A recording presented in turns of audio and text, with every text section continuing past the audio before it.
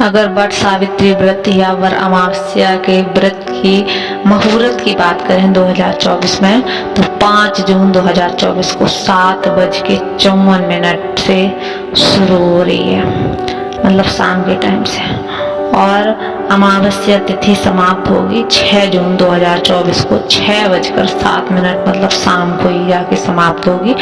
मतलब 5 जून को शाम को शुरू होगी और 6 जून को शाम को ही समाप्त होगी। तो आप 6 जून की सुबह को इस व्रत और इसका पूजन वर अमावस्या का कर सकते हैं, बरगद के पेड़ की पूजा। हम बात करने वाले हैं वट सावित्री व्रत की, मतलब जो लोग पहली बार व्रत रह रहे हैं, जिनकी नई नई शादी हुई है, उनके बारे में।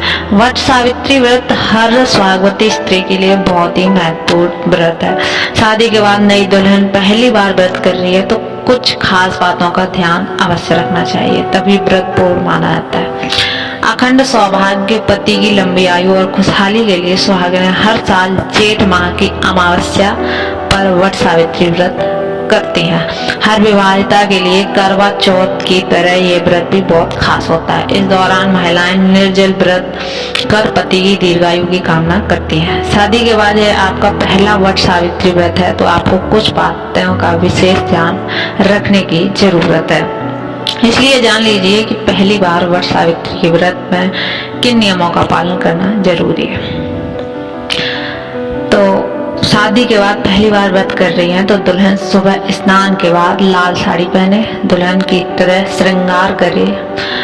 शुभ मुहूर्त में वट वृक्ष के पास सफाई कर गंगा जल छिड़कें। बांस की 2 टोकरी में सप्त धान रखें। आपकी बार शुभ मुहूर्त 6 जून को ही है, सुबह के टाइम आप पूजा कर सकते हैं। 5 जून से शुरू हो जाएगी अमावस्या और 6 जून तक रहेगी। तो 6 जून को जो हमारा व्रत रखा जाएगा, पहली टोकरी में ब्रह्मा जी की मूर्ति और दूसरी में सावित्री सत्यवान की तस्वीर स्थापित करें। पूजा में वट वृक्ष की जड़ में जल, कच्चा दूध अर्पित करें। चावल के आटे का पीठा लगाएं। रोली, सिंदूर, अक्षत, 5 सुपारी, फूल, बतासे आदि पूजा सामग्री चढ़ाएं। फिर व्रत की 7 बार परिक्रमा करते हुए कच्चा सूत या फिर कलावा लपेट सकते हैं। कथा पढ़ें सत्यवान सावित्री की। इसके बाद सुहागनों को श्रृंगार सामग्री, फल, अनाज का दान करें।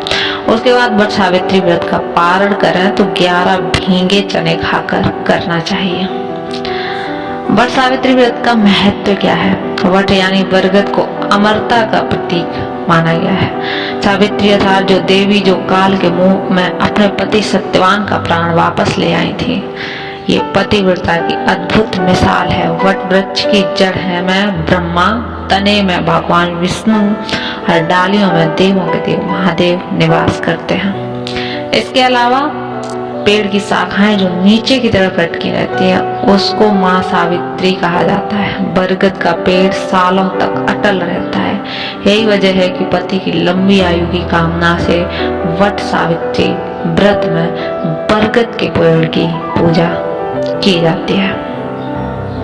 अगर सत्यवान सावित्री से जुड़ी व्रत कथा की बात करें तो अपने पति के लिए सती सावित्री की भक्ति और स्नेह से प्रभावित होकर यमराज ने उनके पति सत्यवान के प्राण लौटा दिए थे। जैसा कि सावित्री ने भी यमराज से 100 पुत्रों के लिए कहा, उन्होंने उसे 100 बच्चों का आशीर्वाद दिया, जिसके लिए सत्यवान को लंबा जीवन जीना पड़ा। इस पौराणिक घटना के बाद विवाहित महिलाएं हर साल जेठ अमावस्या के दिन वट सावित्री व्रत रखती हैं।